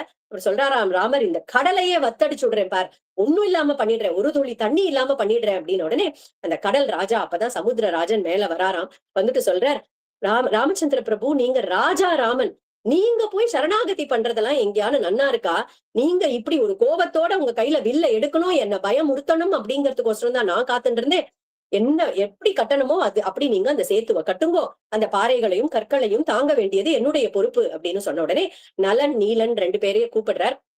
இந்த வானரர்கள் எல்லாம் வச்சுட்டு நீ ஒரு சேத்துவ கட்டு அப்படின்ன உடனே பெரிய பெரிய வானரர்கள், நம்மளால இமேஜின் கூட பண்ணி பார்க்க முடியாம இருக்கக்கூடிய மலை மாதிரி இருக்கக்கூடிய வானரர்கள், அவர்கள் என்ன பண்றாங்கன்னா பெரிய பெரிய மலைய தூக்குறாளாம். மலைய தூக்கிண்டு வந்து அந்த இடத்துல அந்த கடல்ல போடுறா. அழகா திருமாலையில தொண்டரடி பொடியாழ்வார் சொல்றார், குரங்குகள் மலையை நூக்க குளித்துத்தான் புரண்டிட்டோடி தரங்க நீர் அடைக்கல் உற்ற சலமிலா அணிலும் போலென் மரங்கள் போல் வலிய நெஞ்ச வஞ்சனேன் நெஞ்சு தன்னால் அரங்கனார் காட்செய்யாதே அழியத்தேன் அயர்க்கின்றேனே அப்படின்னு அழகா தொண்டரடி பொடியாழ்வார் சொல்றார் திருமாலையில. என்னன்னா சலமிலா அணில், அங்க ஒரு அணில், குட்டி அணில் இருக்காம அந்த இடத்துல. இந்த பெரிய பெரிய வானரர்கள்லாம் பெரிய பெரிய பாறைகளா எடுத்துட்டு வந்து போட்டு இருக்காளா, இந்த அணில் பார்த்தது. நம்மளும் எப்படியாவது ராமகரியம் கைங்கரியம் பண்ணணும் அப்படின்னுட்டு குடுகுடுன்னு ஓடுறதாம். குளித்துத்தான் புரண்டிட்டோடி போய் அந்த சமுத்திரத்துல குதிச்சு தன்னை ஈரம் பண்ணிக்கிறதாம். பின்ன திரும்பி வந்து இந்த கரையில வந்துட்டு மண்ணுல புரள்றதாம். புரண்டுட்டு இந்த வானரர்கள்லாம் அந்த பாறையெல்லாம் போட்டு இருக்கா இல்லையா, அதுக்கு நடுவுல போய் தன்னுடைய உடம்ப சிலிர்த்துண்டு அந்த மணல்லாம் இப்படி போடுறதாம், அதுல உதிர்க்கிறதா. என்னன்னா பூச்சி வேலை பண்றதாம், சித்தாள் வேலை பண்றதாம் இந்த அணில். அப்போ அந்த அணில் எப்படி அந்த கைங்கரியம் பண்றது அப்படின்னா, அதுக்கு ஒரே ஒரு பாவம், எப்படியாவது ராம கைங்கரியம் பண்ணணும் அப்படிங்கிற ஒரு பாவம் தான். இந்த குரங்குகள், இவ்வளோ பெரிய வானரர்கள், அவ்வளோ பெரிய மலைகளை தூக்கிண்டு வரா. அதுல ஒரு பாறை கீழே விழுந்ததுன்னா இந்த அணில் நசுங்கி போயிடும். இல்ல இந்த வானராலே எங்க கால் வைக்கிறோம்னு தெரியாம நடந்து அவ்வளவு வெயிட்ட தூக்கி நடந்து வரும்போது தெரியாம இந்த அணில் மேல காலை வச்சுட்டானா அதோட உயிர் பிரிஞ்சிடும். ஆனா அந்த அணிலானது எதையுமே பொருட்படுத்தல. எனக்கு ராம கைங்கரியம் பண்ணணும் அப்படின்னு ஓடிட்டு இருக்கு இல்லையா. அதனாலதான் குருநாதர் சொல்வார், ஏதோ ஒரு கோயில் கும்பாபிஷேகத்துக்கோ இல்ல ஏதோ ஒரு கைங்கரியத்துக்கோ ஏதோ ஒரு சின்னதா பண்ணிட்டு ஏதோ அணில் மாதிரி பண்ணேன் சார் அப்படின்னு சொல்லவே கூடாதான். ஏன்னா அணில் தன்னுடைய உயிரை பணயம் வச்சு இந்த இடத்துல அந்த கைங்கரியத்தை பண்ணிருக்கு. நம்ம அந்த அணில் மாதிரி பண்றோன்ற வார்த்தையே சொல்லவே கூடாது. அப்பேற்பட்ட அபச்சாரம், அணில் பண்ண கைங்கரியம் அப்பேற்பட்ட கைங்கரியம் அப்படின்பார் குருநாதர். ஏன்னா இப்ப ஒருத்தருக்கும் பார்த்தா ஒரு அஜெண்டா இருக்கு இல்லையா. சுக்ரீவனுக்கு ஒரு அஜெண்டா இருக்கு. ஏன்னா அந்த வானர ராஜ்யத்தை இவர் வாங்கி கொடுத்திருக்கார், வாலிய வதம் பண்ணிட்டோ.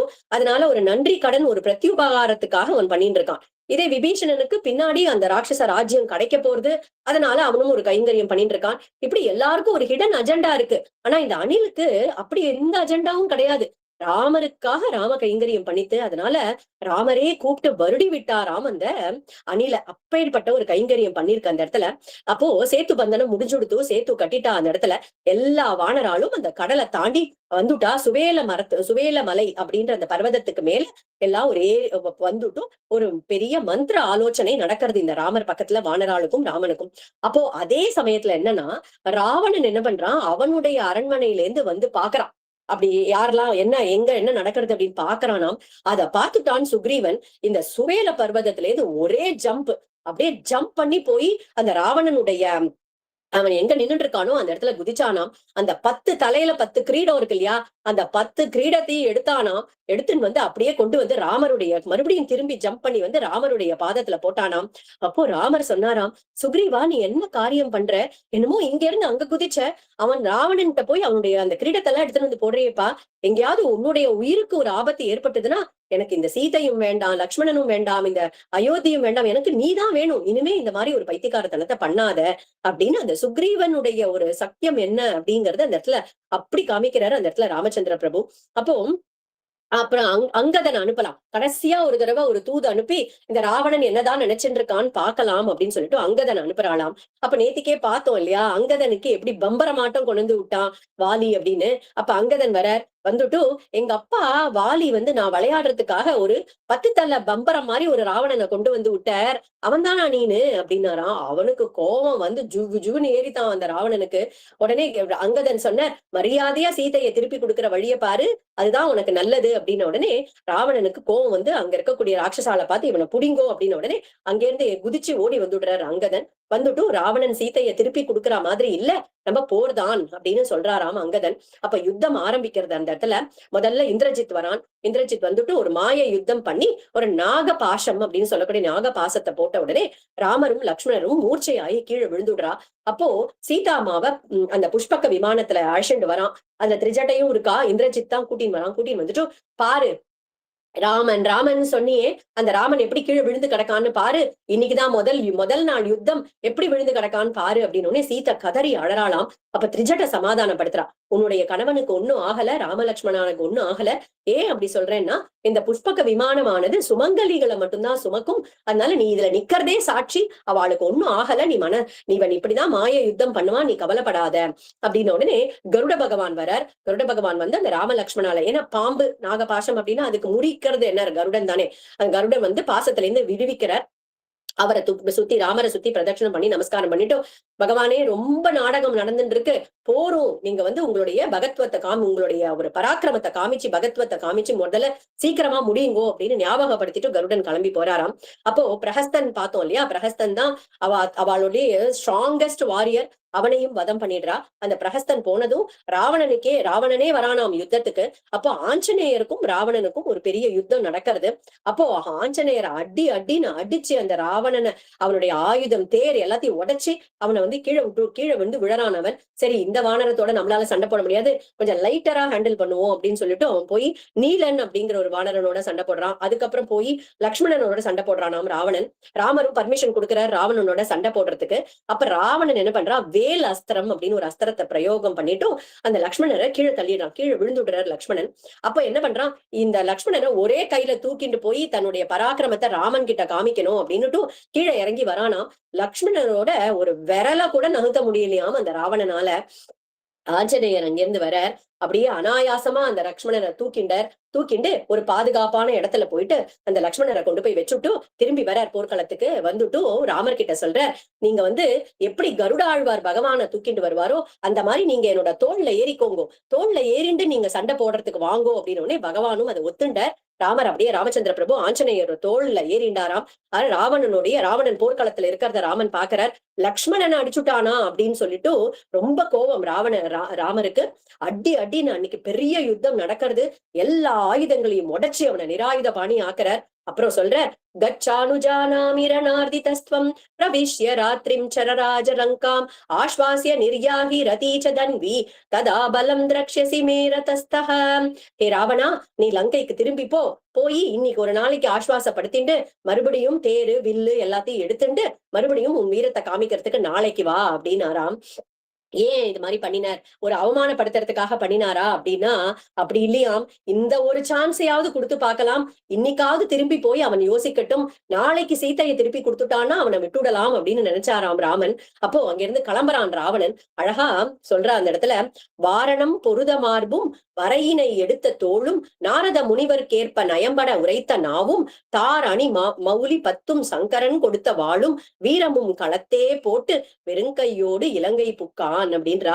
அப்போ தன்னுடைய தபஸ், தன்னுடைய கீர்த்தி, தன்னுடைய அஸ்திரங்கள் எல்லாத்தையும் போர்க்களத்துல விட்டுட்டு வெறும் கையோட லங்கைக்கு திரும்பி வந்தானாம் ராவணன். அடுத்த நாளைக்கு இது கும்பகர்ணன் வந்தாதான் சரியாகும், ஏன்னா இந்த ராட்சசாளுக்கு எல்லாம் பலம் பெயின் இருக்கு அப்படின்னுட்டு கும்பகர்ணனை படாத பாடுபட்டு எழுப்புறாளாம். அவனும் நல்லா எழுந்து சமிருத்தியா சாப்பிட வேண்டியதெல்லாம் சாப்பிட்டுட்டு அப்படி நடந்து வரான் அந்த போர்க்களத்துல. அவனுடைய கால்ல நசுங்கியே நிறைய வானரர்களோடு உயிர் இழந்து போயிடுறா அந்த இடத்துல. ஏன்னா அப்படி இருப்பானாம் அந்த கும்பகர்ணன். அவன் நடந்து வரும்போதே நிறைய வானரர்கள் இறந்து போயிடுறா. ஆனாலும் மறுநாளைக்கு ஒரு ஒரு ஒரு ஒரு பயங்கரமான யுத்தம் நடக்கிறது ராமனுக்கும் கும்பகர்ணனுக்கும். அதுல கும்பகர்ணன் வதம் பண்ணப்படுறான். ஏன்னா இந்த ஜெய விஜயால ஒருத்தர் தான் இந்த கும்பகர்ணன் இல்லையா, அவனுக்கும் வரம் இருக்கு, பகவான் கையாலேயே வதம் நடக்கணும் அப்படின்னு. அதனால அவனும் மாண்டு போறான் அந்த கும்பகர்ணனும். அப்போ இந்திரஜித்து மறுபடியும் ஒரு மாய யுத்தம் பண்ணி ஒரு பிரம்மாஸ்திரத்தை பிரயோகம் பண்றான். அப்ப லக்ஷ்மணரும் பிரம்மாஸ்திரம் பிரதி பிரயோகம் பண்ணலான்னு எடுக்கும் போது ராமர் சொல்றார், பிரம்மாஸ்திரத்துக்கு பிரம்மாஸ்திரம் போட வேண்டாம், நம்ம சப்மிசிவா போயிடலாம், நம்ம இதை ஏத்துக்கலாம் அப்படின்னு சொன்ன உடனே எல்லாரையும் அடிச்சு விடுறது அந்த பிரம்மாஸ்திரம். அப்ப எல்லாரும் கீழே விழுந்தாச்சு, எல்லாரும் போயாச்சு, கீழே விழுந்தாச்சு. அப்ப ஜாம்பவான் மட்டும் கண்ணை திறந்து பாக்குறார். விபீஷணர் இருக்காரு அந்த இடத்துல. விபீஷணரை கூப்பிட்டு, நீ போய் முதல்ல ஆஞ்சநேயன் உயிரோட இருக்கானா பாரு அப்படிங்கிறார். அப்போ விபீஷணர் கேட்கிறார், தஸ்மின் ஜீவதி வீரேது ஹதமப்யஹதம் பலம் ஹனுமத்யுஞ்சித பிராணே ஜீவந்தோபி வயம் ஹதாஹா. ஏன் ஆஞ்சநேயர் மட்டும் கேட்கிறேள் அப்படின்னு உடனே அவர் ஜாம்பவான் பதில் சொல்றார், ஒரு ஆஞ்சநேயர் மட்டும் உயிரோட இருந்தாருன்னா இந்த சைன்யத்தை மொத்தத்துக்கும் மறுபடியும் உயிர் கொடுத்துடுவான். ஆனா இந்த சைன்யம் மொத்தமும் இருந்து ஆஞ்சநேயருக்கு ஏதாவது ஆயிடுத்து அப்படின்னாக்கா நம்ம இருந்தாலும் இல்லாததுக்கு தான் சமம் அப்படின்னோடனே, ஏன்னா முக்கிய பிராணன் அப்படின்னு சொல்றோம் இல்லையா ஆஞ்சநேயன், அதனால ஆஞ்சநேயர் இருக்கானாம் பாருனோடனே ஆஞ்சநேயர் உடனே ஓடி போய் சஞ்சீவ பர்வதத்தையே தூக்கிட்டு வராராம். அதுல இருக்கக்கூடிய மூலிகைகள் எடுத்துன்னு எல்லாரையும் உயிர்ப்பிக்கிறார் அந்த இடத்துல. அப்ப இந்திரஜித் வந்து ராமரை வந்து ஒரு ஒரு அவருடைய மொரல்ல ஒரு டவுன் பண்ணணும் அப்படிங்கிறதுக்காக என்ன பண்றான், சீதையுடைய தலைய வெட்டி எடுத்துன்னு வந்தா மாதிரி கொண்டு வந்து காமிக்கிறான் ராமன் கிட்ட. அப்ப ராமர் அப்படியே மயங்கி கீழே விழறார். அப்பதான் விபீஷ்ணர் வந்து சொல்றார், இவன் இந்த மாதிரி நிறைய வேலையெல்லாம் பண்ணுவான், நீங்க பயப்படாதீங்கோ. ஆனா இவன் நிக்கும்பிலம்னு ஒரு இடத்துக்கு போய் அவன் வந்து ஒரு யாகம் பண்ண போறான். அப்ப அவன் வந்து he will become invincible, யாராலையும் அவனை ஜெயிக்க முடியாத மாதிரி ஆயிடும். அதுக்கு முன்னாடி அவனை வதம் பண்ணிடணும் அப்படின்னு சொல்லும்போது ராமர் வந்து லக்ஷ்மணரை கூப்பிட்டு சுக்ரீவனுடைய மொத்த படையையும் எடுத்துக்கோ, ஹனுமாருடைய தலைமையில எல்லா சேனாதிபதிகளையும் கூப்பிட்டுக்கோ, அந்த ஜாம்பவான் அவருடைய கரடி படை எல்லாத்தையும் அழைச்சுக்கோ, விபீஷ்ணன் உன்னோட பின்னாடி வரட்டும், அந்த ராவணனை முடிச்சுட்டு அந்த இந்திரஜித்தை முடிச்சுட்டு வா இன்னைக்கு அப்படின்னு சொல்லிடுறார் ராமன். லக்ஷ்மணனுக்கு பரம சந்தோஷம். தன்னுடைய வில்லு வாள் அம்பு எல்லாத்தையும் எடுத்துட்டார், கவச்சம் எல்லாம் போட்டுண்டு கிளம்புறாராம். அந்த அண்ணாக்கு நமஸ்காரம் பண்ணிட்டு கிளம்புறார். இன்னைக்கு என்னுடைய பானங்கள் இந்த இந்திரஜித்தை தொலைக்கும் அப்படின்னு சொல்லிட்டு பிரதிஜை பண்ணிட்டு கிளம்புறார். போய் நல்ல பெரிய யுத்தம் நடக்கிறது லக்ஷ்மணனுக்கும் இந்திரஜித்துக்கும். அப்போ ஒரு ஸ்லோகம் சொல்றாரு அந்த இடத்துல, தர்மாத்மா சத்யசந்தஷ்ச ராமோ தாசரதிர் யதி பௌருஷேச்சா பிரதித்வந்த்வஹ ஷரைரம் ஜஹி ராவணிம். அந்த தசரத புத்திரர் தர்மாத்மாங்கிறது சத்தியசந்தர் அப்படிங்கிறது சத்தியமா இருந்தா இந்த என்னுடைய பானங்கள் இந்த ராவணின்னு சொல்லக்கூடிய இந்த ராவணனுடைய புத்திரனான இந்திரஜித்தை வதம் பண்ணட்டும் அப்படின்னு இந்த பானத்தை தொடுத்த உடனே அவனுடைய கழுத்துல இருந்து அந்த தலை அப்படியே அறுபட்டு கீழே விழுந்துதான். இந்திரஜித்தோட வதம் நடந்தது அந்த இடத்துல. அப்போ ராவணன் உடஞ்சு போயிடுறான், தன்னுடைய புத்திரன் போயிட்டானோடனே அவன் வந்து மூலபல சைன்யம் அப்படின்னு ஒரு சைன்யம் ஒரு தனியா ஒரு படை வச்சுட்டு இருக்கான், அத அனுப்புறான், சண்டைக்கு அனுப்புறான். அப்ப ராமர் என்ன பண்றார், தன்னுடைய விஸ்வரூபத்தை எடுத்துட்டு 1000 ராமர்களா ஆகி அந்த இடத்துல அந்த மூலபல சைன்யத்தையே துவம்சம் பண்ணிடுறார் அந்த இடத்துல. அப்போ மறுபடியும் ஃபைனல் ஒரு வார் நடக்கிறது, ஃபைனல் ஸ்டேஜுக்கு வந்தாச்சு, ராவண யுத்தம். அது எப்படி இருக்கு அப்படின்னா, அது வால்மீகி ரொம்ப அழகா சொல்றார். அதுக்கு முன்னாடி இந்திரன் பார்த்துட்டு இந்திரனுடைய அந்த தேரோட்டி இருக்காரு இல்லையா மாத்தலின்னு, அவ 2 பேரும் தேர் எடுத்துன்னு வரா. பகவானே நீங்க ஏறுங்கோ, இந்த தேர்ல வந்து நீங்க போர் பண்ணணும் அப்படின்னு அந்த தேர்ல ஏறிண்டாராம் ராமச்சந்திர பிரபுவும். அப்படி ஒரு பேட்டில் நடக்குது அந்த இடத்துல. அதுக்கு சொல்றா, ககனம் ககனாகாரம் சாகர சாகரோபமக ராவணயோர் யுத்தம் ராவணயோரிவ. அந்த ராவண யுத்தத்துக்கு இது மாதிரி இந்த ராவண யுத்தம் இருந்ததுன்னு சொல்லவே முடியாதாம். ராவண யுத்தத்துக்கு ராவண யுத்தம் தான் அதுக்கு உவமையே. அப்படி ஒரு போர் நடக்குது, பயங்கரமான போர் நடக்கிறது. அப்போ ராவணனுக்கும் ராமன் கடைசியில ராவணனையும் வதம் பண்ணினார். அப்போ மண்டோதரி ஓடி வரா, வந்து ராவணனுடைய மார்புல படுத்துட்டு அழறா புரள்றா, நீங்க பண்ணின ஒரு அதர்மத்தை ஒரே ஒரு சின்ன காரியம், அந்த சீதையை அபகரணம் பண்ணிட்டு வந்தது, அந்த காரியத்தை எப்படி சரி பண்ணிக்கிறதுக்கு விபீஷணன்ல இருந்து எல்லாரும் அப்படி ஒரு சத்புத்தியை உங்களுக்கு சொன்னா நீங்க எதையுமே கேட்காம விட்டுட்டேன், எப்பேற்பட்டவர் நீங்கள், இப்படி கடக்கேளே இந்த போர்க்களத்துல அப்படின்னு கதறாளாம். ஆனா பெரிய பதிவிரத்தை, அதனால ராமச்சந்திர பிரபு தன்னுடைய ஸ்வய ரூபத்தை அவளுக்கு காமிக்கிறார். ராமச்சந்திர பிரபுடைய ஒரு தரிசனம் கிடைச்சுதாம் அந்த மண்டோதரிக்கு. அப்போ பகவான் என்ன பண்றார், லக்ஷ்மணனை அனுப்பி விபீஷணனுக்கு நீ போய் பட்டாபிஷேகத்தை பண்ணி வச்சுட்டு வா அப்படின்னு விபீஷணனுக்கு போய் பட்டாபிஷேகம் பண்ண சொல்றார். அதுக்குள்ள ஆஞ்சநேயர் அசோகவனத்துக்கு ஓடி வந்து ராமருடைய ஜெயத்தை பத்தி சீதாமா கிட்ட சொன்ன உடனே கேட்கிறார், இந்த ராட்சசிகள்லாம் உங்களுக்கு எத்தனை தொல்லை பண்ணிருக்கா இத்தனை 10 மாசத்துக்கு, இவா எனக்கு ஒரே பர்மிஷன் கொடுங்கோ, இந்த ராட்சசிகள் எல்லாம் துவம்சம் பண்ணிடுறேன் அப்படின்னு சீதாமா பொறுமையும் கருணையும் இல்லையா கூடினவள் இல்லையா, அவ சொல்றாளாம், இந்த ராட்சசிகள்லாம் என்னப்பா பண்ணுவா, ராவணனுடைய ஆட்சி நடந்துட்டு இருந்த போது ராவணனுடைய பேரை கேட்டுட்டு அந்த மாதிரி பண்ணிட்டா, இப்போ நம்ம குழந்தை விபீஷணனுடைய ஒரு ஆட்சி நடக்க போறது, அதுல இந்த ராட்சசிகள்லாம் சௌக்கியமா இருக்கட்டும் அப்படின்னு ஆளாம். அப்போ அக்னி பிரவேசம் பண்ணிட்டு சீதையும் வைதேகியும் வந்து சேர்ந்து விடுறாள் ராமர் கிட்ட. அப்போ விபீஷணன் கிட்ட கேட்கிறார் ராமர், எனக்கு நீ வேற எதுவும் பண்ண வேண்டாம், இந்த புஷ்பக விமானத்தை மட்டும் கொடு, ஏன்னா நான் உடனே கிளம்பி போய் பரதனை பார்க்கணும், ஏன்னா 14 வருஷங்கள் முடிஞ்ச மறுநாள் நான் வரலன்னா அந்த குழந்தை அக்னி பிரவேசம் பண்ணிடுவேன்னு சொல்லியிருக்கு, அதனால இந்த புஷ்பக விமானத்தை கொடுன்னு உடனே புஷ்பக விமானத்தை கொடுக்கிறார். அதுல ராமரும் சீதையும் ஏறி அதுல உட்காந்துக்கிறாளாம். மத்த வானரர்களும் அந்த புஷ்பக விமானத்துல ஏறிக்கிறா.